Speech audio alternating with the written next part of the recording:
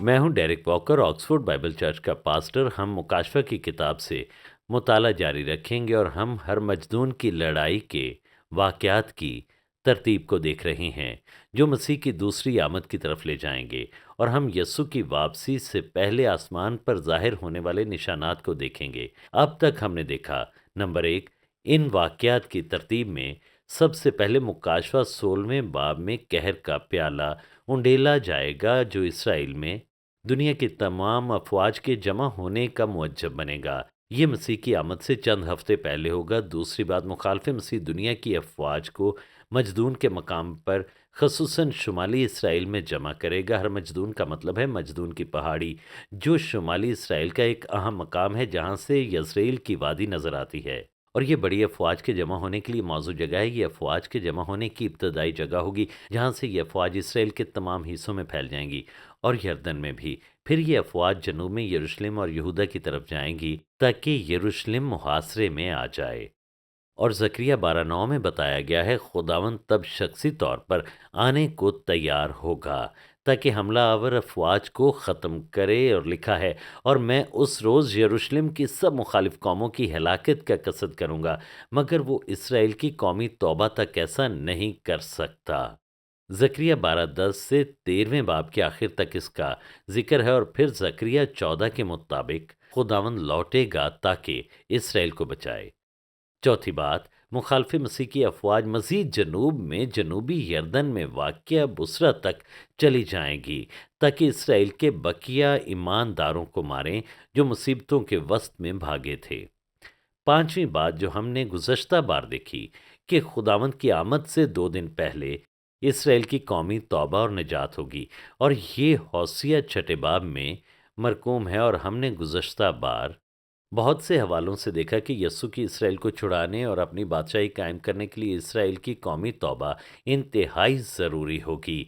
ज़करिया और योएल में वाक़यात की तरतीब एक जैसी ही बयान की गई है जो इसराइल की तौबा की अहमियत को बयान करती है। और आप देखें, नंबर एक, इन अफवाज की तरफ से इसराइल पर हमला होगा और उसकी तबाही होगी। और फिर नंबर दो, इसराइल की तौबा और इसके नतीजे में यस्सु की वापसी के वसीले इसराइल की नजात और बहाली होगी, जो अफवाज की अदालत करने आएगा और फिर इसराइल को बचाएगा और अपनी बादशाही कायम करेगा।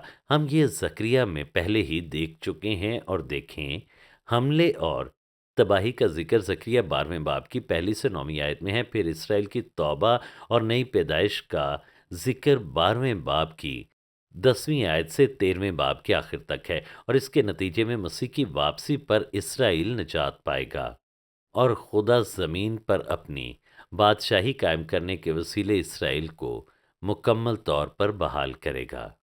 यूएल दूसरे बाब में भी यही तरतीब मौजूद है। पहले हमलावर अफवाज के जरिए इसराइल पर हमला और उसकी तबाही, योएल 2:1 से 9 तक। फिर 10वीं और 11वीं आयत में खुदा की फौजों का जिक्र है कि वो आएंगी और वो इन फौजों के साथ निपटेंगी।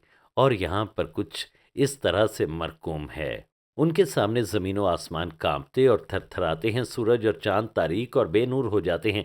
यहाँ मसीह की फ़ौजों का जिक्र है और खुदावंद अपने लश्कर के सामने ललकारता है, क्योंकि उसका लश्कर बेशुमार और उसके हुक्म को अंजाम देने वाला ज़बरदस्त है। क्योंकि खुदावंद का रोज़े अजीम नहायत खौफनाक है, कौन उसकी बर्दाश्त कर सकता है।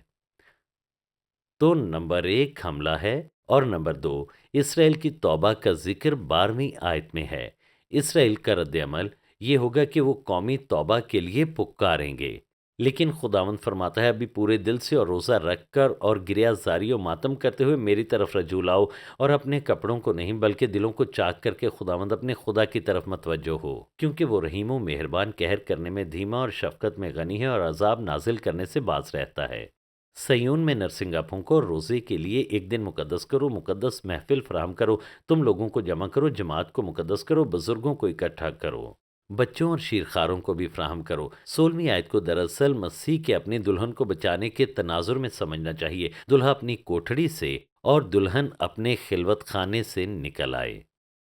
फिर तीसरी बात, इसराइल की तौबा के जवाब में खुदावंद इसराइल को बचाने और बहाल करने लौटेगा। हमले के जवाब में رد عمل بڑا ہی ڈرامائی ہوگا۔ وہ اپنی فوج کے ساتھ لوٹے گا اور حملہ آور فوج کو مکمل طور پر تباہ کر دے گا اور اسرائیل کو بچائے گا اور بحال کرے گا۔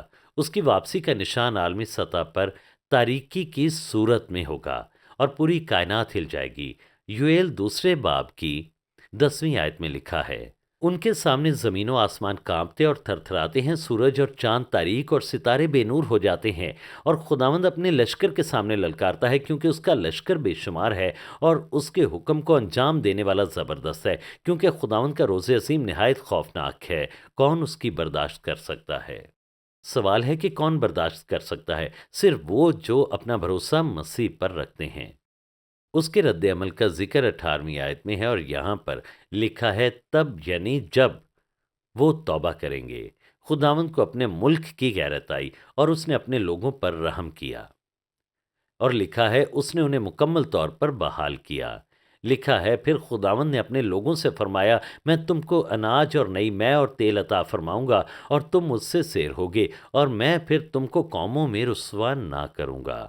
20ویں آیت میں وہ وعدہ کرتا ہے کہ وہ ان فوجوں کو مکمل طور پر تباہ کرے گا جو مجدون اور شمال کی طرف آئیں گی اور پورے اسرائیل میں پھیلیں گی۔ لکھا ہے اور شمالی لشکر کو تم سے دور کروں گا اور اسے خشک بیابان میں ہانک دوں گا، اس کے اگلے مشرقی سمندر میں اور پچھلے مغربی سمندر میں ہوں گے، اس سے بدبو اٹھے گی اور عفونت پھیلے گی، کیونکہ اس نے بڑی گستاخی کی ہے۔ یہ فوج اتنی بڑی ہوگی کہ اسرائیل کی ساری سرزمین پر پھیل جائے گی۔ پھر 21ویں سے 27ویں آیت میں بیان کیا گیا ہے کہ 1000 سالہ بادشاہی میں مکمل بحالی ہوگی، اور اس کا اختتام 27ویں آیت میں ہے، جو یقیناً پورا ہوگا۔ تب تم جانو گے کہ میں یعنی مسیح اسرائیل کے درمیان ہوں، اور میں خداوند تمہارا خدا ہوں اور کوئی دوسرا نہیں، اور میرے لوگ کبھی شرمندہ نہ ہوں گے۔ مسیح شخصی طور پر یروشلم میں اسرائیل کے درمیان سکونت کرے گا۔ پھر 28ویں اور 29ویں آیت میں بادشاہی میں روح کے نزول کو بیان کیا گیا ہے، اور اس کے بعد میں ہر فرد بشر پر اپنی روح نازل کروں گا، اور تمہارے بیٹے بیٹیاں نبوت کریں گے، تمہارے بڈھے خواب اور جوان رویا دیکھیں گے، بلکہ میں ان ایام میں غلاموں اور لونڈیوں پر اپنی روح نازل کروں گا۔ جیسے اس نبوت کی ابتدائی تکمیل کے طور پر ابتدائی کلیسیا پر روح نازل ہوا مسیح کے مرنے اور جی اٹھنے کے بعد، اسی طرح پھر سے اس کی واپسی پر اسرائیل کی توبہ اور نجات کے بعد ان پر یہ روح نازل ہوگا، جب اسرائیلی بطور قوم نئے عہد میں داخل ہوں گے، اور پھر یرمیہ 31 کی تکمیل ہوگی۔ 1000 سالہ بادشاہی میں وہ نئے عہد کی تمام برکات اور خوشیاں حاصل کریں گے۔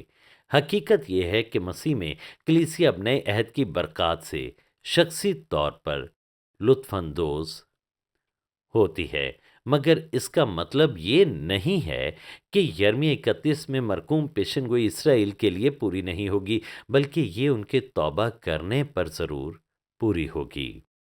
تو یوئیل 2 ہمیں یہ بھی سکھاتا ہے کہ ان کی مکمل بحالی کا انحصار اسرائیل کی قومی توبہ پر ہے، اور یوئیل دوسرے باب کی 30ویں اور 31ویں آیت میں اسرائیل کو بچانے کے لیے مسیح کی واپسی کے پہلے کے واقعے کو بیان کیا گیا ہے، اور یہ ایک شاندار نبوت ہے، اور یہ یوئیل دوسرے باب کی 30ویں اور 31ویں آیت میں انتہائی وضاحت کے ساتھ بیان کیا گیا ہے۔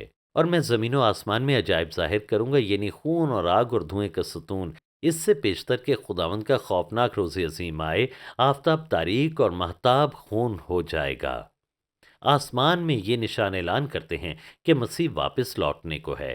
مہتاب کا خون ہونا بتاتا ہے کہ خدا کے لوگوں یعنی اسرائیل نے توبہ کی ہے اور یسوع کے خون کے وسیلے بچائے گئے ہیں، یعنی مسیح کی واپسی کے لیے راہ تیار ہو چکی ہے۔ سورج کا تاریک ہونا بتاتا ہے کہ وہ دنیا کی عدالت کرنے کو ہے اور شریروں سے اپنی روشنی ہٹا لے گا۔ یہ بھی ظاہر کرتا ہے کہ اس دن صرف وہی جلال پائے گا اور دوسری کوئی روشنی نہیں ہوگی۔ 32ویں آیت تصدیق کرتی ہے کہ ان واقعات کی بنیاد خداوند کی واپسی کی طرف لے جاتی ہے، جب اسرائیل کی قومی توبہ اور نجات ہوگی، اور وہ خداوند کو پکاریں گے کہ وہ انہیں بچائے۔ لکھا ہے اور جو کوئی خداوند یعنی یہوہ کا نام لے گا نجات پائے گا، کیونکہ کوہ سیون اور یروشلم میں جیسا خداوند میں فرمایا بچ نکلنے والے ہوں گے، اور باقی لوگوں میں جن کو خداوند بلاتا ہے۔ تو یہ بلانا یہاں دو رہائیوں کی بات کرتا ہے۔ یسوع مسیح کو بلانے سے وہ روحانی نجات پائیں گے جو انہیں بدنی نجات کی طرف لے جائے گی، اور وہ مسیح کی واپسی پر مخالف مسیح سے بچ جائیں گے۔ آسمان میں یہ نشان مسیح کی واپسی سے متعلق ہیں جو کہ بہت جلد آئے گا، اور یہ اسرائیل کی توبہ اور نجات کے بعد ہوگا۔ تو اسی دن اسرائیلی توبہ کریں گے اور اس میں تاخیر کا کوئی بھی وقت نہیں ہوگا، اور پھر آسمان پر یہ نشان ظاہر ہوں گے اور دوسری آمد بہت قریب ہوگی۔ اور یہ سب کچھ دیکھنے کے بعد میں آپ کے سامنے اس ترتیب کا چھٹا واقعہ بیان کرتا ہوں کہ یروشلم مخالف مسیح کے سامنے گر جائے گا۔ زکریا 12ویں اور 13ویں باب میں ہم یروشلم کا محاصرہ دیکھتے ہیں اور خداوند واپس آنے کو تیار ہوگا، اور پھر ہم زکریا 13ویں باب میں اسرائیل کی توبہ دیکھتے ہیں۔ بعد کے واقعات بہت جلدی جلدی ہوں گے، ان میں کوئی تاخیر نہ ہوگی، اور اسرائیل کے توبہ کرنے اور نجات پانے کے فوراً بعد زکریا 13ویں باب میں یہ ذکر ہے کہ آخر کار یروشلم گر جائے گا۔ زکریا 14ویں باب کی دوسری آیت میں مرقوم ہے۔ یہاں پر کچھ اس طرح سے لکھا ہے، غور سے سنیں۔ کیونکہ میں سب قوموں کو فراہم کروں گا کہ یروشلم سے جنگ کریں اور شہر لے لیا جائے گا۔ اور پھر اگلی آیت میں لکھا ہے، تب یعنی جب پھر سے سنیں، جب شہر لے لیا جائے گا اور لگے گا سب کھو گیا، تب لکھا ہے خداوند خروج کرے گا اور ان قوموں سے لڑے گا جیسے جنگ کے دن میں لڑا کرتا تھا۔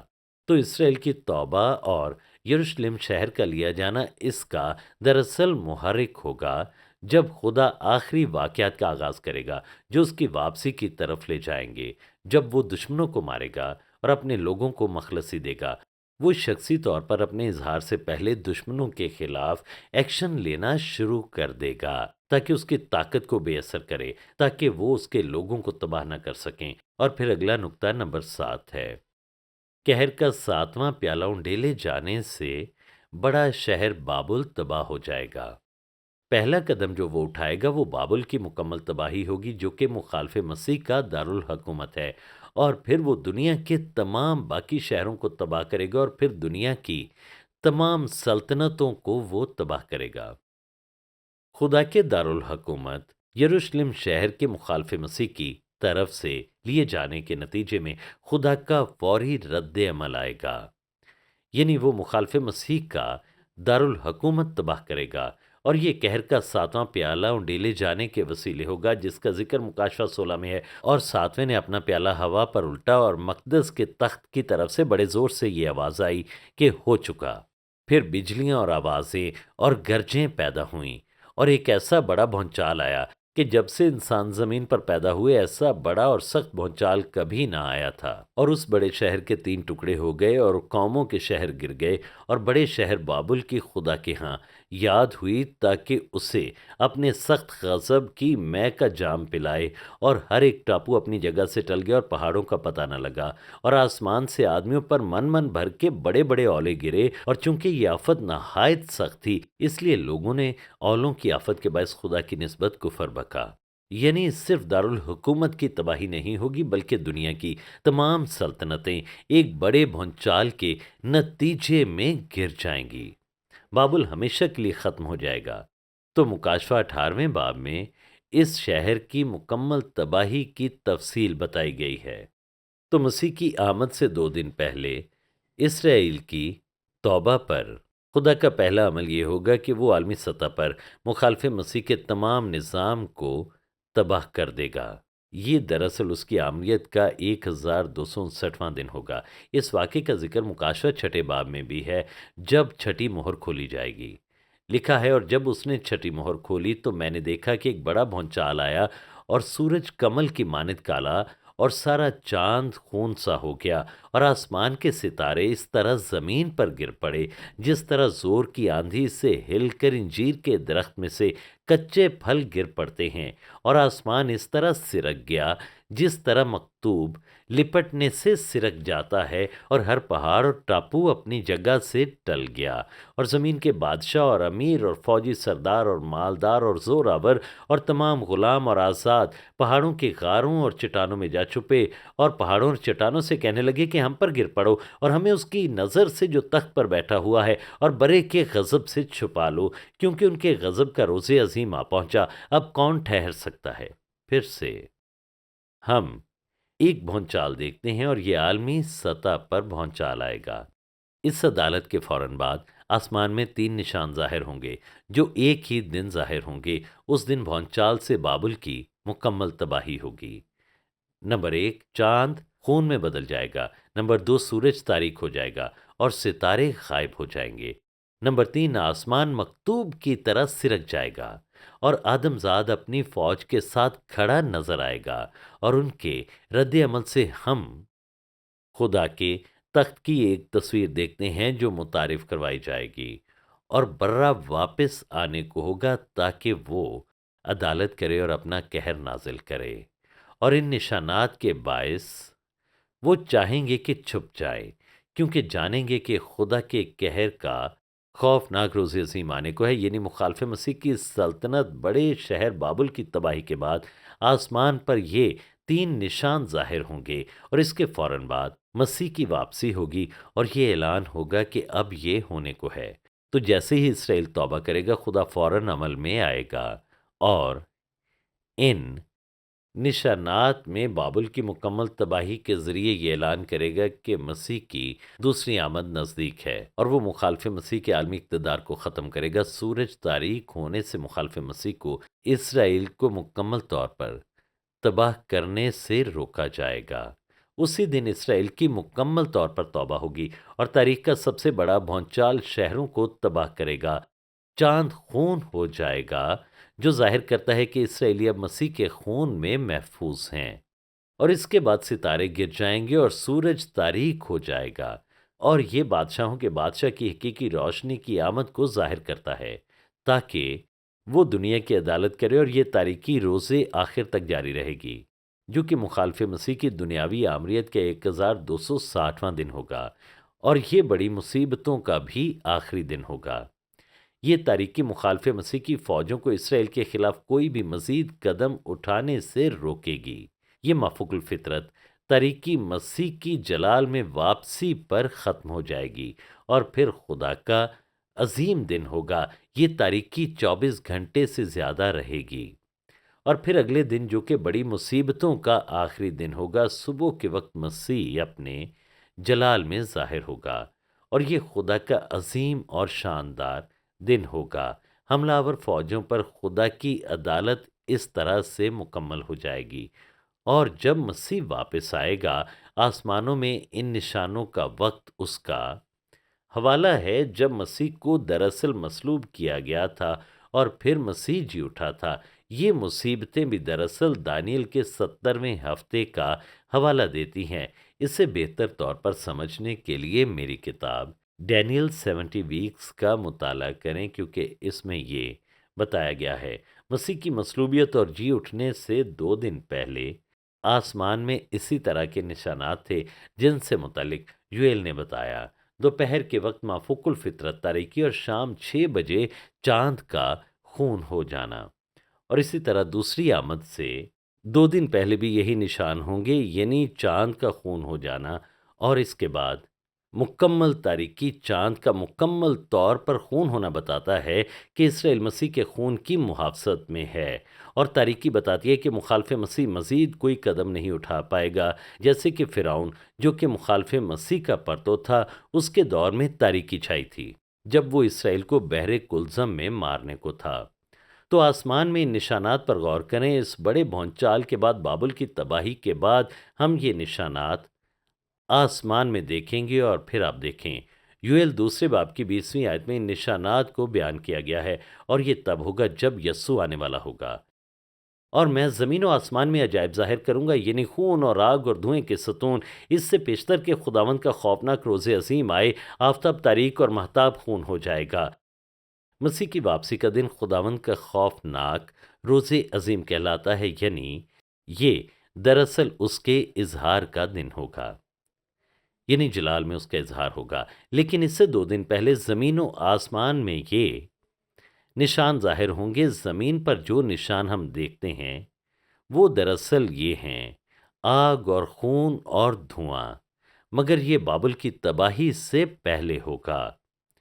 خون ہوا چاند، تاریک سورج، آسمان کے نشانات ہوں گے جو اس کے فوراً بعد ظاہر ہوں گے۔ اور ہم بات کر چکے ہیں کہ یہ نبوت ابتدائی طور پر صلیب کے دن مکمل ہو چکی، مسیح کے جی اٹھنے کے شاندار روز عظیم سے 2 دن پہلے، اور اعمال دوسرے باب میں پطرس اس حقیقت کا اعلان کرتا ہے۔ مگر اب دوسری تکمیل ہوگی، کیونکہ دانیل کا 70واں ہفتہ پھر سے شروع ہوگا، کیونکہ خدا اسرائیل کو ایک اور موقع دے گا اور یہ 70واں ہفتہ شروع ہوگا۔ تو اس طرح خداوند کی آمد کے خطرناک روز عظیم سے 2 دن پہلے یہی نشان ظاہر ہوں گے: پہلا مکمل چاند گرہن، اور پھر کائنات کا مکمل تاریکی میں ڈوب جانا۔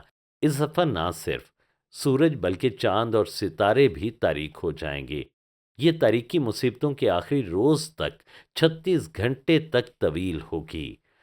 تو مصیبتوں کا اختتام مکمل تاریکی کے ساتھ ہوگا، جو مخالف مسیح کو مزید کوئی قدم اٹھانے سے روکے گا، اور یہ تاریکی انسان کے لیے توبہ کا دراصل آخری موقع تصور ہوگا، اگر انہوں نے ابھی تک ابلیس کا نشان نہیں لیا ہوگا۔ اور یہ تاریکی اس کی فوری واپسی کا اعلان ہوگا، اور اس کے بعد مسیح کے جلال کے اظہار کا دن ہوگا، جب یسوع اس جنگ میں شخصی طور پر مخالف مسیح کی فوجوں کو ہلاک کرے گا، خدا قادر کے روز عظیم پر۔ چاند کا خون ہونا ظاہر کرتا ہے کہ تمام اسرائیل اب مسیح کے خون کی حفاظت میں ہیں، اور اب مسیح کی واپسی کا راستہ تیار ہو چکا، اور مکمل تاریکی کے فوراً بعد مخالف مسیح کی فوجیں اپنے راستے میں ہی پھنس جائیں گی۔ سورج تاریک ہو جائے گا، جو خدا کی روشنی سے دراصل الگ ہو جائے گا، اور یہ عدالت کو ظاہر کرتا ہے کہ اس نے شریروں پر سے روشنی اٹھا لی۔ تمام روشنیوں کا بند ہونا ظاہر کرتا ہے کہ الہی منصف کائنات میں جسمانی طور پر داخل ہونے کو ہے، اور ہر گھٹنا اس کے سامنے جھکے گا۔ اور یہ مافوق الفطرت عدالت ظاہر کرتی ہے کہ منصف اپنے جلال میں ظاہر ہونے کو ہے، اور تمام انسان اور فرشتے اور ستارے اس کے جلال کے سامنے جھکیں گے۔ ہر ستارہ روشنی دینی بند کر دے گا تاکہ کوئی اس کے آگے نہ جھکے، اور تب پر جلال بادشاہ داخل ہونے کو ہوگا۔ کوئی اس پر کچھ نہ بول پائے گا، کچھ بھی خود سے ظاہر نہ ہوگا۔ ایک بڑی خاموشی ہوگی، اور تمام آنکھیں اس پر لگی ہوں گی، اور کچھ بھی اس کے جلالی داخلے سے ہماری نظریں ہٹا نہ پائے گا۔ اور اس طرح ہر روشنی چھپ جائے گی تاکہ اس کے روز عظیم پر ہر ایک آنکھ اسے دیکھے۔ روشنی کے ختم ہونے کے بعد بھی وہ دنیا پر دن اور رات حکمرانی کرے گا۔ اس سے یہ بھی ظاہر ہوتا ہے کہ تمام دنیا سے خدا تمام حکمرانوں کو ان کے اختیار سے ہٹا دے گا، بھلے وہ انسان ہوں یا فرشتے، کیونکہ وہ مکمل طور پر ایک نیا نظام لائے گا۔ یہ خدا کا خطرناک روز عظیم ہوگا، اور صرف اسی کی روشنی سے دنیا روشن ہو پائے گی۔ یہ ایک منفرد دن ہوگا جس کے بارے میں زکریا 14ویں باب میں بتایا گیا ہے، اور اس روز روشنی نہ ہوگی اور اجرام فلک چھپ جائیں گے۔ یہ ایک دن ایسا ہوگا جو خداوند ہی کو معلوم ہے۔ وہ نہ دن ہوگا نہ رات، لیکن شام کے وقت روشنی ہوگی، یعنی یہ 24 گھنٹوں کا دن ہوگا، اور روشنیاں پھر سے ظاہر ہونے لگیں گی۔ تو جب یسوع لوٹے گا تو زمین پر جو واحد روشنی ہوگی وہ اس کے جلال کی روشنی ہوگی۔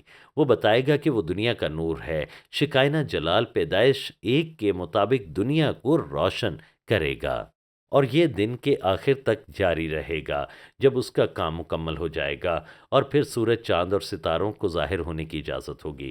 یوئیل دوسرے باب کے مطابق خدا کے خطرناک روز عظیم پر پہلے تاریکی ہوگی۔ پھر یسوع اس واقعے سے متعلق اعلان کرتا ہے کہ یہ مصیبتوں کے اختتام پر ہوگا۔ متی 24 میں وہ مخالف مسیح کی فوجوں کے بارے میں بتاتا ہے کہ وہ گدھوں کی طرح مردار پر جمع ہوں گی، اور پھر وہ آنے والے واقعات کی ترتیب بتاتا ہے۔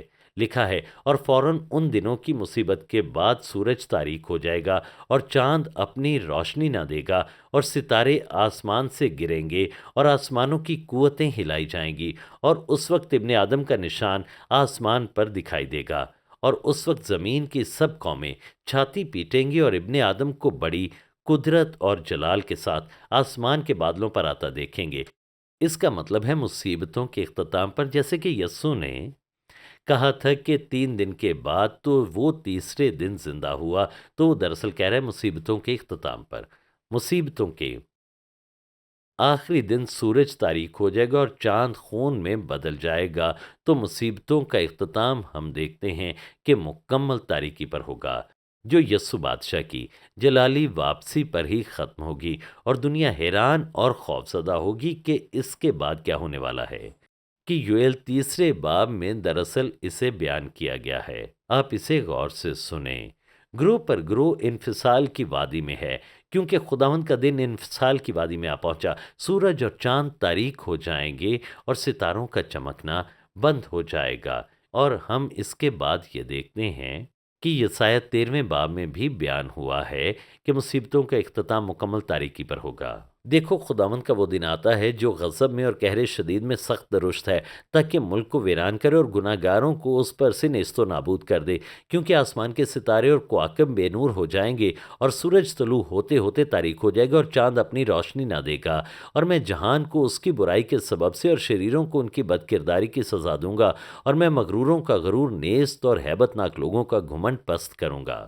پھر یوئیل 2:10 میں لکھا ہے، ان کے سامنے زمین و آسمان کانپتے اور تھرتھراتے ہیں، سورج اور چاند تاریک اور ستارے بے نور ہو جاتے ہیں، اور خداوند اپنے لشکر کے سامنے للکارتا ہے، کیونکہ اس کا لشکر بے شمار ہے، اور اس کے حکم کو انجام دینے والا زبردست ہے، کیونکہ خداوند کا روز عظیم نہایت خوفناک ہے، کون اس کی برداشت کر سکتا ہے؟ تو خداوند کے جلال میں لوٹنے سے پہلے تاریکی کے ساتھ مصیبتوں کا اختتام ہوگا۔